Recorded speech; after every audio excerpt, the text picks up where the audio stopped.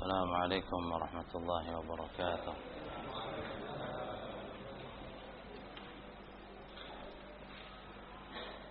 الحمد لله والصلاة والسلام على رسول الله وعلى آله وصحبه ومن والاه.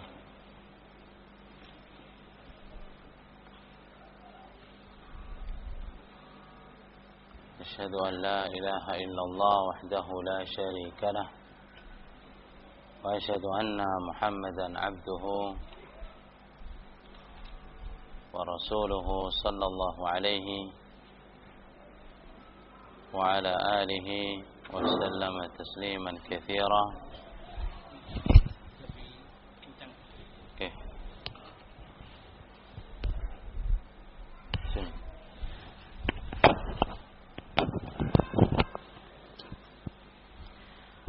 أما بعد، إخواني رحمني ورحمكم الله، di antara kebiasaan orang Arab terdahulu, kanat min adatil Arab fil mudun, sudah menjadi kebiasaan bangsa Arab kuno yang tinggal di perkotaan, dan ini lebih dari 14 abad yang lalu, iltimas al-maradi' li auladihim. Mereka mencari wanita-wanita menyusui untuk anak-anaknya. Maka bayi-bayi tersebut dipindah dari kota, dibawa ke pedesaan, diserahkan kepada wanita-wanita menyusui dengan upah, yang itu mayoritas dari kalangan Badu, orang Arab pedalaman yang tinggal mereka nomaden di padang pasir.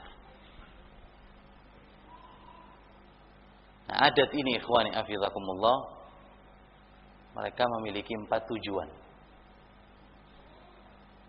Kebiasaan itu berjalan, mereka mengharapkan 4 misi. Manfaat yang pertama, ibtiadan min amrad al-mudun, menjauhkan bayi-bayi itu dari terjangkitnya penyakit di kota, sehingga diasingkan. Apalagi di Mekah, ya, terlalu banyak manusia keluar masuk, pendatang. Mereka dari berbagai macam daerah ke kota tersebut, sehingga kemungkinan untuk terjangkitnya wabah sangat besar. Maka karena sebab ini, mereka serahkan bayi-bayi tersebut untuk tinggal di pedalaman. Kebiasaan mereka Arab kuno. Sebab yang kedua, atau hikmah yang kedua, atau misi yang kedua, litaqwiyati ajsadihim wa tashud 'adhalatuhum, supaya badan mereka ini kuat, otot-ototnya kencang. Kenapa? Di pedalaman, di pedesaan, mereka makannya dari alam, seadanya, natural, original, alami, jauh dari bahan-bahan campuran. Sehingga dengan itu, ikhwani hafizakumullah, mereka menjadi apa? Manusia yang kuat. dilatih untuk tahan banting. Misi yang ketiga,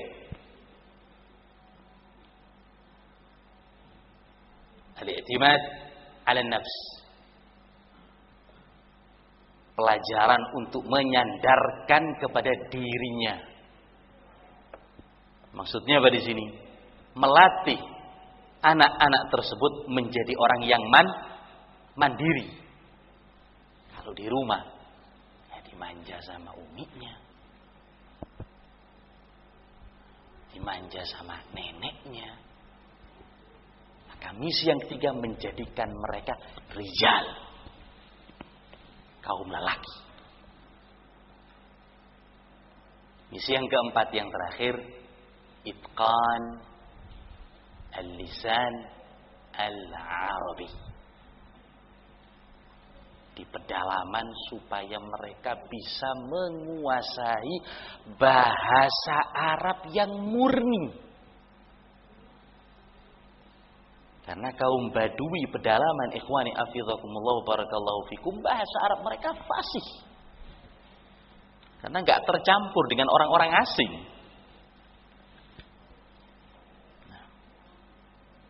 Sehingga bahasa Arabnya terjaga, tidak rusak, tidak luntur. Maka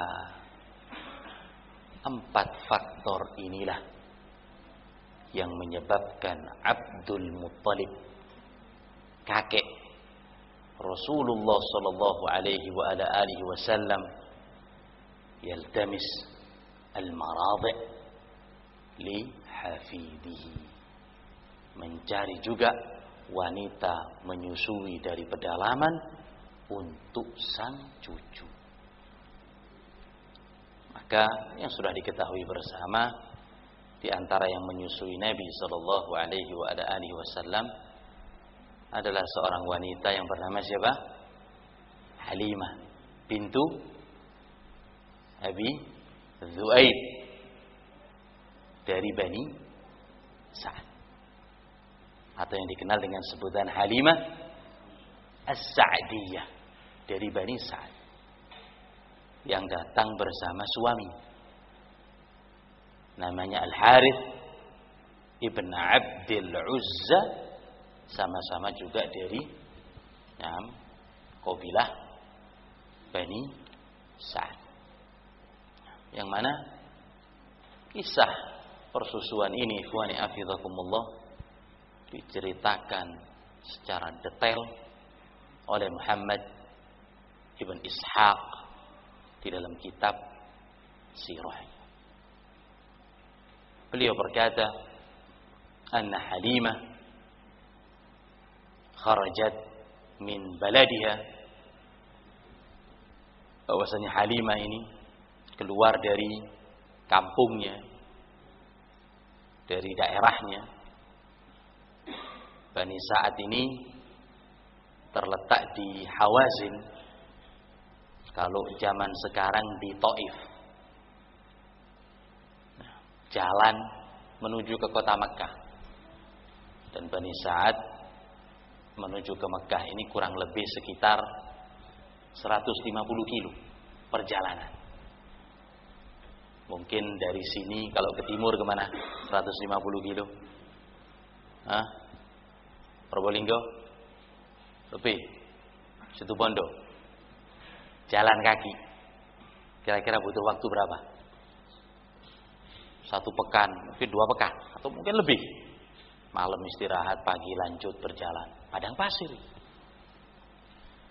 Kata Muhammad ibn Ishaq rahimahullah, anna Halimah kharajat min baladiha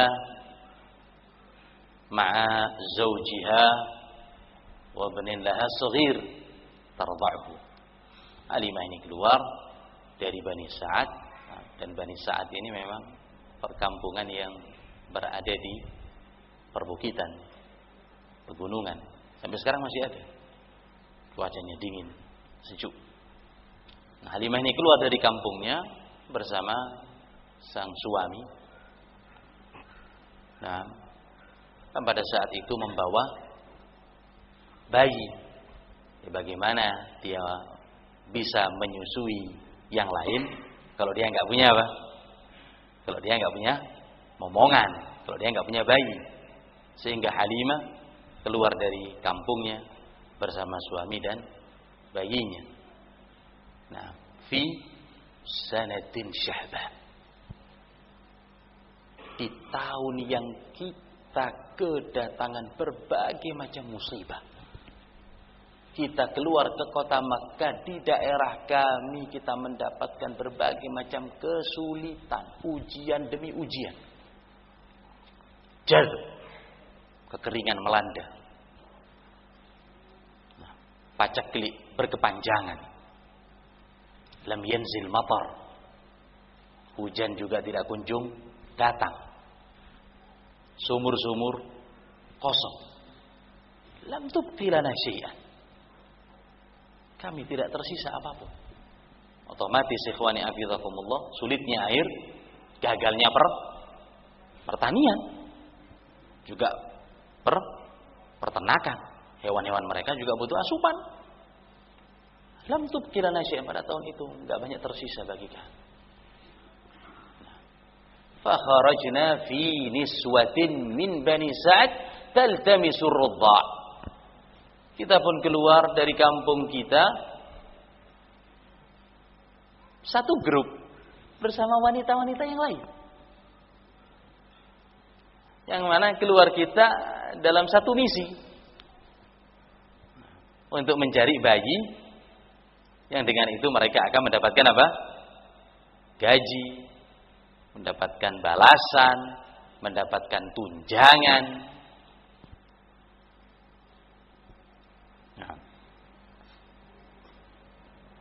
Farakibna ala adan. Aku pun menaiki untaku. Kata beliau, wallahi ma yasil minha qatrah. Aku naik ke untaku, demi Allah unta tersebut tidak mengeluarkan walau setetes susu yang bisa untuk diperah, diminum, gak ada. Artinya perbekalan mereka sedikit.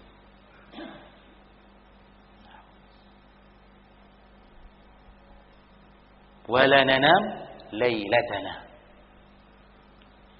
Dan di malam hari kami tidak tidur. Min sabiyina. Karena bayi kita. Min syiddatil ju'. Karena bayi tersebut lapar. Ma yughadhi min thidi. Asiku tidak mencukupinya. Anak ibu butuh kalori. Ini air pas-pasan. Makanan sedikit. Susu unta enggak keluar.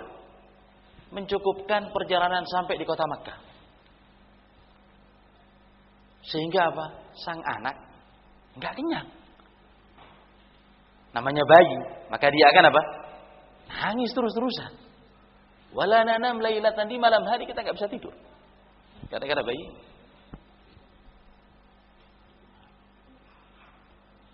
Wa naqati tamshi fi muakhiratir raqb.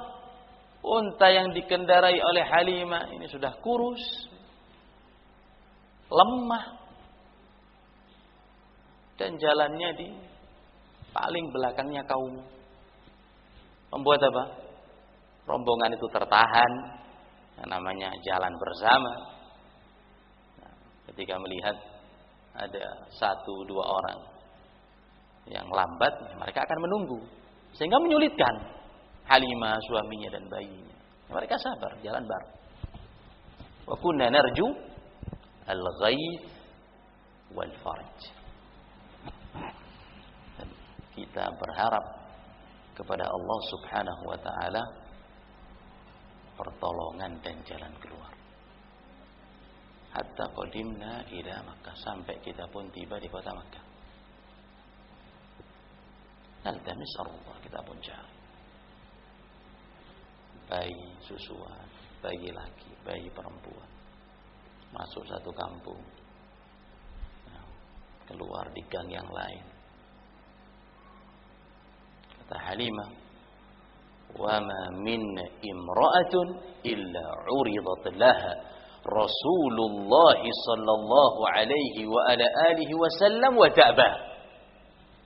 Tidak ada satupun perempuan di antara kami yang ikut dalam satu rombongan ini ditawari bayi yang bernama siapa? Muhammad sallallahu alaihi wa ala alihi wasallam, melainkan semuanya menolak. Tidak ada yang mau. Kenapa? Hah? Kenapa? Bayinya kebesaran. Hah? Karena beliau yatim. Karena yatim. Wa kunna narju badzal ma'ruf. Karena kita ini berharap dengan capeknya kita memberikan susu kepada bayi, adanya apa? Timbalan. Ini jasa, pekerjaan. Asa jadduhu wa ummu. Apa yang bisa diberikan oleh ibunya atau kakek yang sudah tua? Bapaknya sudah enggak ada. Karena bapak yang mencari rezeki akan memberikan apa? Tunjangan. Maka enggak ada satupun, kata Halimah, di antara kita perempuan-perempuan tersebut yang mau.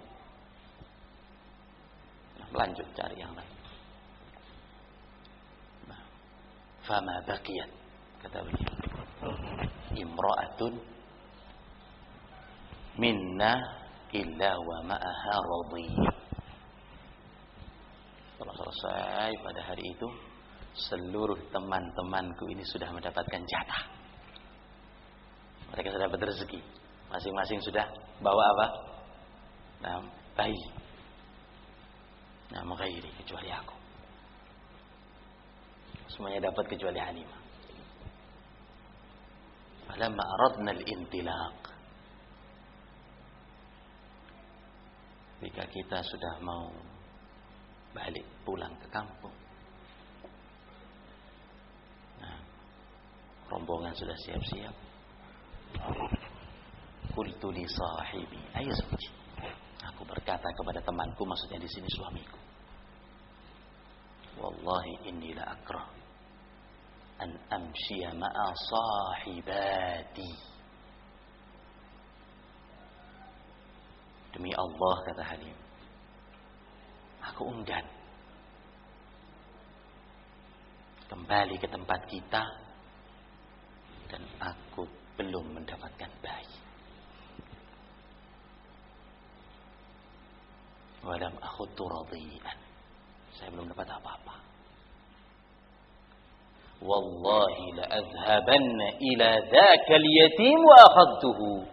Demi Allah, wahai suamiku, aku akan pergi kembali kepada anak yatim tersebut dan aku bawa dia. Tawakkal ala Allah.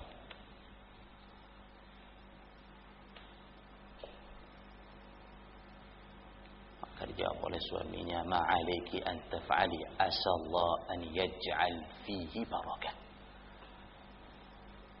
Alas, tidak ada masalah. Kita ambil, bismillah, kita bawa. Mudah-mudahan perbuatan baik kita Allah Subhanahu wa taala ganti. Kita diberikan barokah pada waktu kita, pengorbanan kita. Nah, mereka tahu ini bakal gratisan.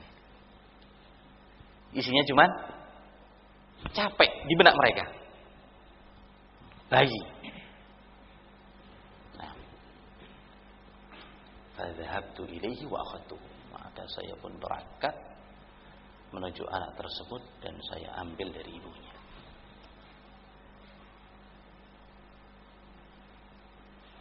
Falamma hamaltu ila rukabi, ketika saya bawa ke atas untaku, wada'tu baina hijri, dan saya letakkan di pangkuanku untuk diberikan ASI. Fashariba ma sya'a min laban hatta rawiya. Nabi Muhammad sallallahu alaihi wasallam minum dari ASI tersebut dengan sangat banyak sampai beliau kenyang.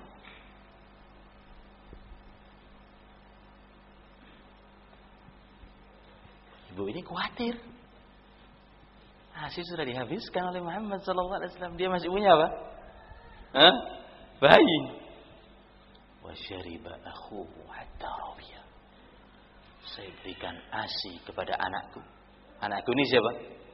Apanya Nabi sallallahu alaihi wasallam? Ya saudaranya. Nah, anaknya Halimah bernama Abdullah ibn al-Harith. Ada yang lain perempuan bernama Anisah bint al-Harith. Dan ada satu lagi anak wanita bernama Shima bint al-Harith. Ketiganya merupakan putra dan putri Halimah. Nah, maka si bayi tadi setelah Nabi Muhammad SAW, dia pun juga meminum dengan sangat banyak ASI itu sampai dia kenyang. Tsumma nama. Keduanya pun tertidur lelap. Maka nanam qabla dzalik. Padahal sebelum ini untuk bayinya saja ASI itu apa? Enggak cukup. Sebelum ini untuk bayinya saja enggak cukup ASI. Sebelumnya mereka enggak tidur. Gara-gara sang bayi ini tadi apa? Nangis enggak berhenti. Lapar, wajar bayi.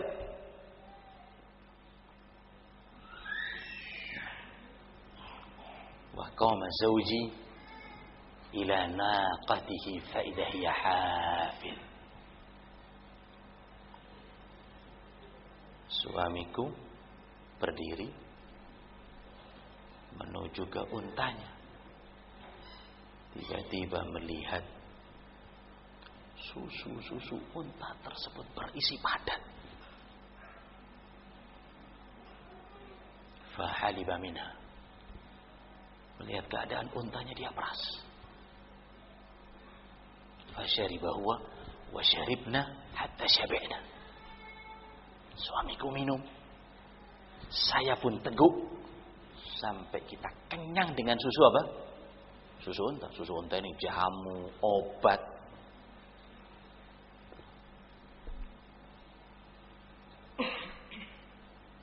Dari barokah Nabi Muhammad sallallahu alaihi wasallam yang Allah Subhanahu wa taala jadikan itu sejak kecilnya.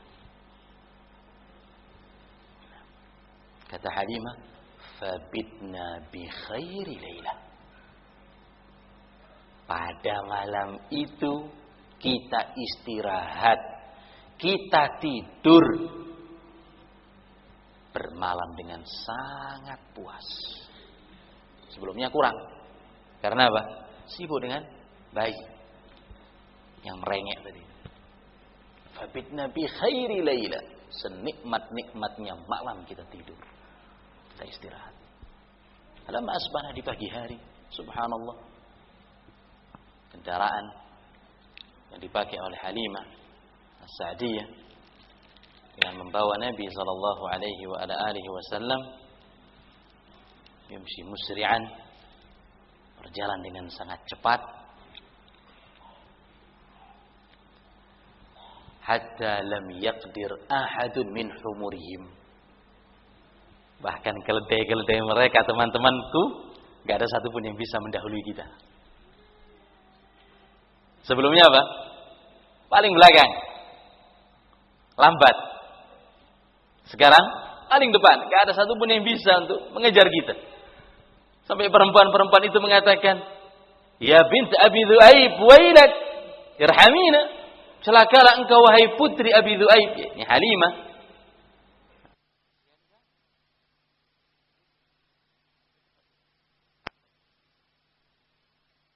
Laysat hadhihi naqatuki allati kharajti minha. Bukankah ini unta yang sama? Yang anti keluar menaiki unta tersebut dari kampungmu, dari tempat kita? Kata Halimah, "Fala wallah." Demi Allah, ini unta yang sama. Ini unta semula.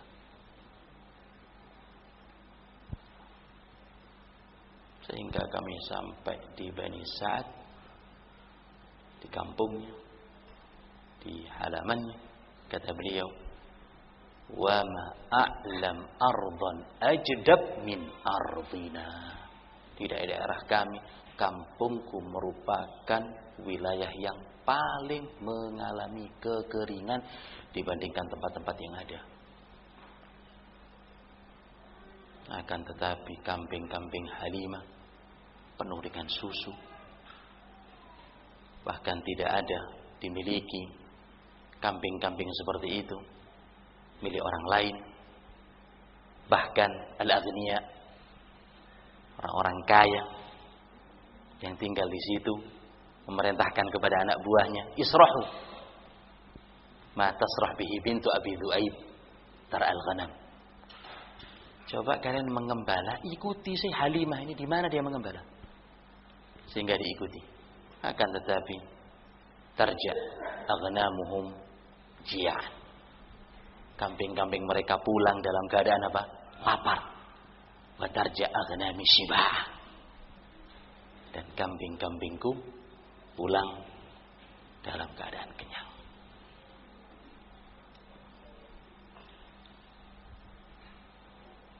Begitu pula yang lain. Ikhwani hafizakumullah wa barakallahu fikum.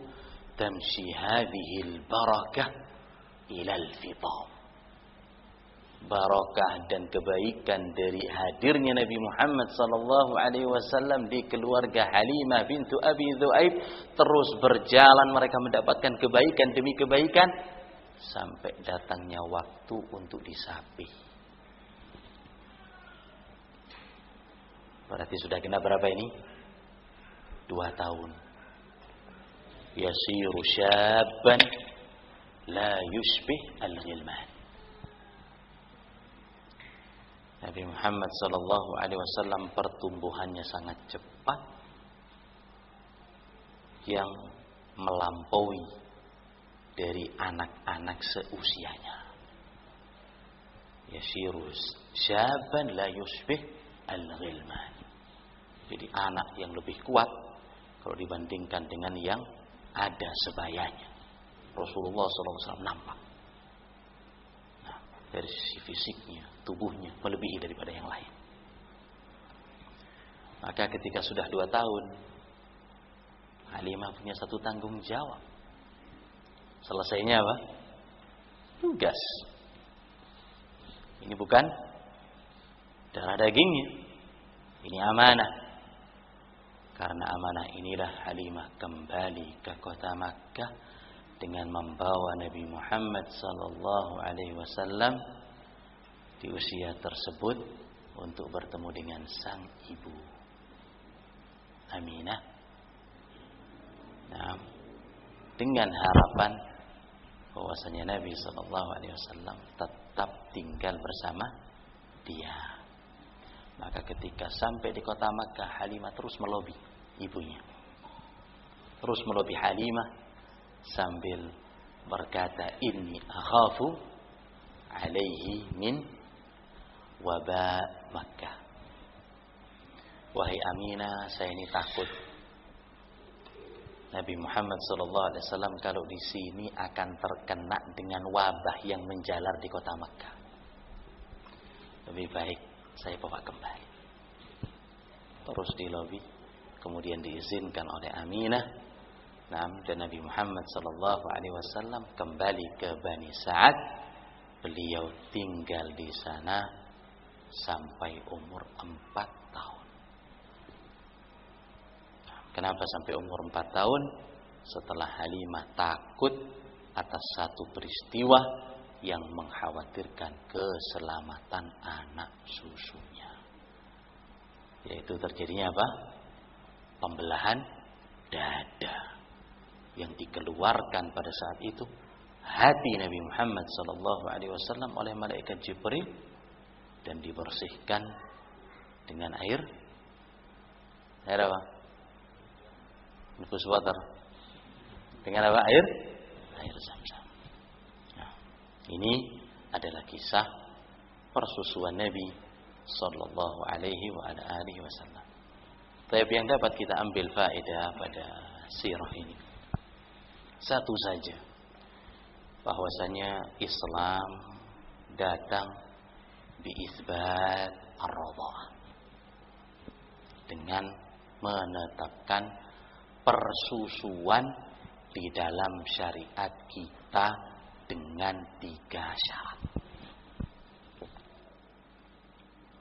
Artinya, kalau 3 syarat ini terpenuhi ketika bayi itu menyusu kepada seorang wanita, yasiru ummu, maka wanita ini menjadi ibunya. Dan begitu pula wanita ini gak mungkin mengeluarkan susu kalau gak punya apa? Pasangan.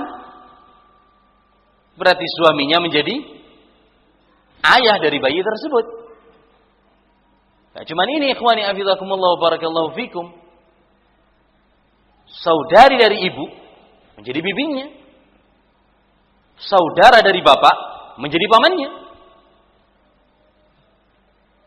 Ibu dari ibu tersebut menjadi nenek.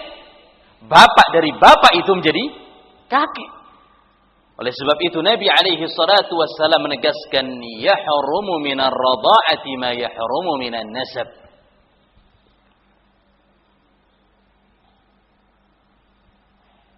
Persusuan itu menjadikan hubungan mahram sebagaimana menjadikan hubungan mahram dari jalur nasab.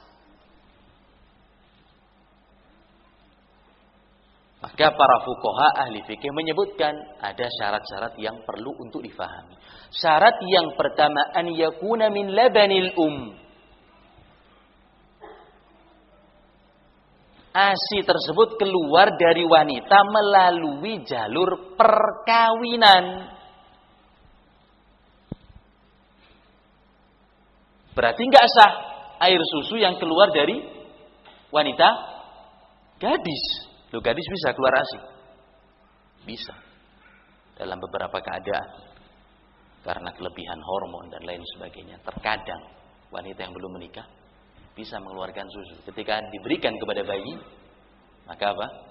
Tidak sah. Karena syarat yang pertama harus dari jalur apa? Perkawinan. Maka dari sini ikhwani afizakumullah, enggak sah pula susuannya atau persaksiannya banci menyusui atau bencong menyusui, karena bukan dari jalur apa? Perkawinan, bukan wanita. Ini yang pertama. Kemudian yang kedua, ikhwani afizakumullah wa barakallahu fikum, an yakuna 5 radha'at musybi'at.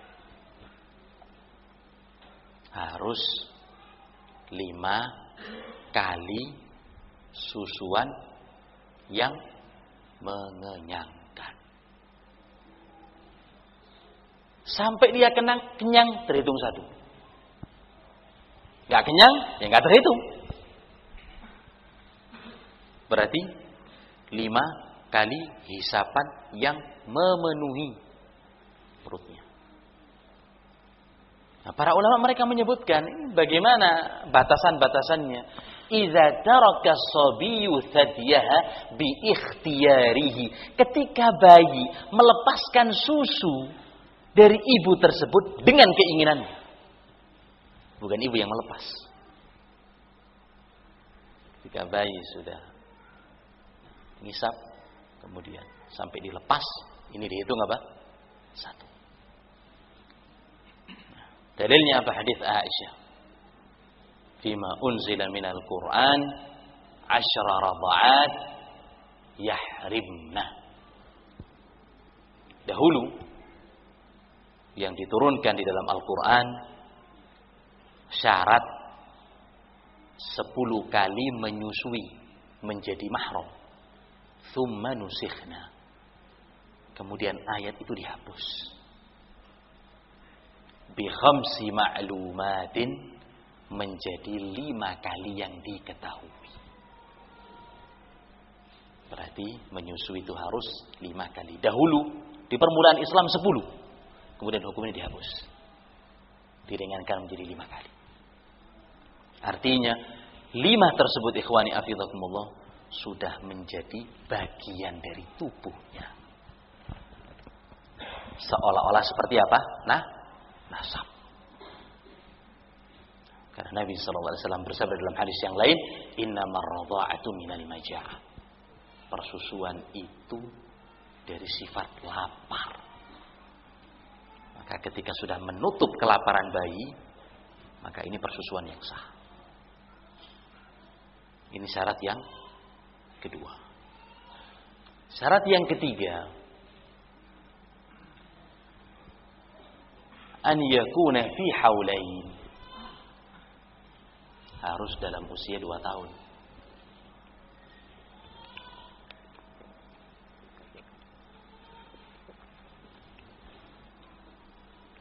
Artinya, kalau ibu itu umur susunya sudah melebihi dari 2 tahun, maka tidak terangkap. Air susu tersebut harus dalam masih.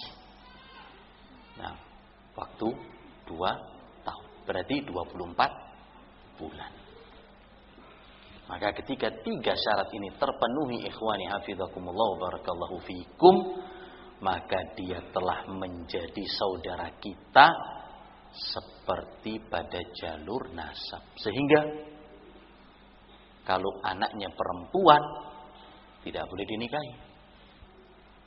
Oleh sebab itu, ikhwani hafizakumullah wa barakallahu fikum, Rasulullah sallallahu alaihi wasallam pernah ditawari 2 wanita, dua-duanya ditolak. Padahal dari sisi nasab tinggi nasabnya. Nabi sallallahu alaihi wasallam ditawari anaknya Hamzah yang bernama Salma. Hamzah ini siapa? Hamzah ibn Abdul Muttalib, yang dikenal dengan julukan apa? Asadullah, singanya Allah Subhanahu wa taala. Kenapa anaknya Hamzah ditolak? Quraisyiyah. Karena Hamzah termasuk saudaranya Nabi sallallahu alaihi wasallam dari sisi sepersusuan. Kalau enggak ada persusuan, boleh Nabi sallallahu alaihi wasallam nikah dengan putrinya Hamzah. Kalau tanpa persusuan, boleh Nabi sallallahu alaihi wasallam menikah dengan putrinya Hamzah. Boleh kita nikah dengan sepupu? Hah? Boleh. Tapi karena Hamzah disusui dengan wanita yang sama, yaitu Thuwaibah, Rasulullah sallallahu alaihi wasallam disusui 2 orang, Halimah dan Thuwaibah. Nah, Thuwaibah ini bekas budaknya Abu Lahab. Abu Lahab apa pamannya Nabi? Hah? Pamannya Nabi sallallahu alaihi wasallam.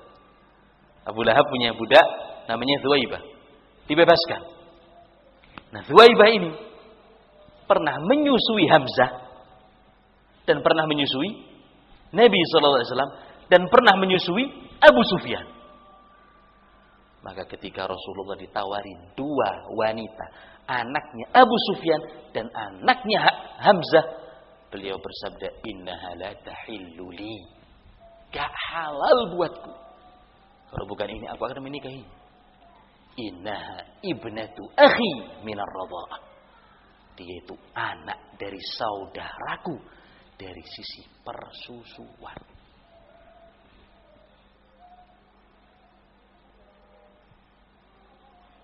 Dari sisi Thuwaibah, saudara sepersusuan Nabi SAW, Abu Sufyan dan Hamzah. Dari sisi Halimah adalah semua anak-anaknya beliau. Oleh karena itu, ikhwani hafizakumullah, Nabi SAW membalas jasa ini. 4 tahun Rasulullah SAW hidup di Bani Sa'ad. Ketika terjadi peperangan Hunain, setelah penaklukan kota Makkah, Rasulullah SAW berangkat dengan prajuritnya menuju ke Bani Thaqif dan Hawazin. Bani Thaqif dan Hawazin ini berada di kota Taif, di tengah-tengah kaumnya Halimah. Mereka ditaklukkan oleh Rasulullah SAW. Bahkan kaum wanitanya, anak-anaknya menjadi tawanan karena belum masuk Islam. Ketika menjadi tawanan, dikhabarkan kepada Rasulullah SAW, ya Rasulullah, inna minal asra ammatika wa khalatika wa khawadinuk. Di tengah-tengah para tawanan ini ada bibimu, ada pamanmu, maksudnya saudarinya Halimah dan saudari dari suaminya Halimah. Berarti apanya Nabi sallallahu alaihi wasallam? Hah? Saudarinya Halimah apanya Nabi? Pamannya, bibinya. Saudara dan saudari dari suaminya Halimah merupakan juga paman dan bibinya Rasulullah sallallahu alaihi wasallam. Ternyata mereka juga ditangkap dan menjadi tawanan. Maka Rasulullah sallallahu alaihi wasallam membebaskan mereka seluruhnya, enggak cuma itu. Membebaskan seluruh Bani Sa'ad berjumlah 6.000 orang. Membalas kebaikan mereka ketika dahulu Nabi sallallahu alaihi wasallam kecil tumbuh bersama kaum tersebut. Maka Islam, ikhwani afizakumullah wa barakallahu fikum, datang dengan menetapkan hukum persusuan. Pertanyaan terakhir.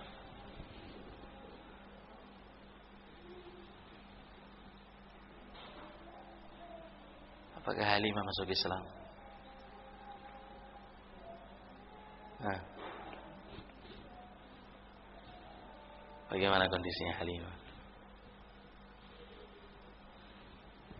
Terjadi khilaf, perbedaan di antara ahli sejarah. Akan tetapi pendapat yang rajih wallahu taala a'lam disebutkan oleh Al-Hafidz Ibnu Hajar di dalam kitabnya Al-Isabah fi Tamyiz As-Sahabah. Al-Hafidz Ibnu Hajar ini punya kitab Al-Isabah yang isinya semua yang dikategorikan sebagai sahabat ditulis dalam kitab tersebut. Dimulai dari huruf alif. Siapa saja sahabat yang namanya alif dimasukkan. Al-Hafidz Ibnu Hajar memasukkan Halimah dan suaminya di antara jajaran para sahabat dan sahabiyat. Dan pendapat ini dirojihkan oleh Ibnu Abdil Bar di dalam kitabnya Al-Isti'ab. Qadimat Halimah ma'a zawjiha ba'da nubuwah fa aslama. Menurut satu riwayat bahwasanya setelah Nabi SAW diangkat menjadi Rasul, Halimah ini datang bersama sang suami ke kota Madinah dan keduanya mengikrarkan kalimat syahadat. Ini sedikit kisah mengenai persusuan Nabi sallallahu alaihi wasallam. Tersisa mungkin satu pembahasan mengenai radha'atul kabir. Bagaimana anak kalau sudah besar kita susui supaya menjadi apa? Menjadi mahram. Apakah bisa menyusui anak yang sudah berumur lebih dari 2 tahun? Ini terjadi khilaf di antara para ulama. Pendapat yang rajih yang disebutkan oleh Syekhul Islam Ibnu Taimiyah, keadaannya boleh ketika sesuai dengan kisah Salim Maula Abi Hudzaifah. Ada seorang sahabat yang bernama Salim. Ini anak yang dari kecil memang sudah diasuh oleh Abu Hudzaifah. Abu Hudzaifah nggak punya anak, maka ngambil Salim ini di rumahnya sejak bayi. Bahasa kita mungkin dengan sebutan apa? Anak tiri atau anak asuh. Gak ada hubungan apa-apa. Nah, maka ketika Abu Hudzaifah istrinya tiba-tiba hamil dan melahirkan, maka terjadi sedikit keraguan dalam hati karena Salim sudah besar, sudah beranjak berumur. Maka datang kepada Nabi SAW dan beliau bersabda, "Ardhi'i tahrumi minhu." Susui dia yang menyebabkan engkau menjadi mahramnya. Maka menyusui anak yang lebih dari umur 2 tahun boleh dengan syarat ini. Anak tersebut memang sejak kecil sudah berada di rumah kita, tidak pada keadaan selain ini. Wassallallahu ala nabiyyina Muhammad wa ala alihi wa sahbihi wasallam. Subhana rabbika rabbil izzati amma yasifun wa salamun alal mursalin walhamdulillahi rabbil alamin.